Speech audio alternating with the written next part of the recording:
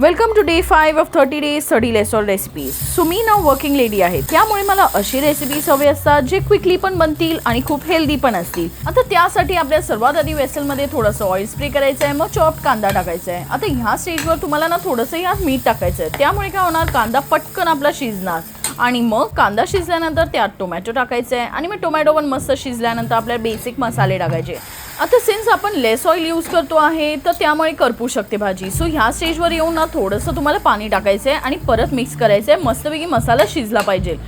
नंतर स्वच्छ धुतलेले हे छोटे छोटे फ्लावरचे पीसेस टाकायचे, ते मस्तपैकी मिक्स करून घ्यायचे आणि शिजायला ठेवायचे. मग त्यात हिरवे वाटाणे टाका, थोडंसं मीठ टाका आणि मस्त मिक्स करून घ्या. आणि मग ना खूप सारं पाणी टाका. आपली भाजी बुडेपर्यंत आपल्याला पाणी टाकायचं आहे आणि लिड बंद करून ठेवायची आहे आणि मस्तपैकी ही शिजायला ठेवायची भाजी.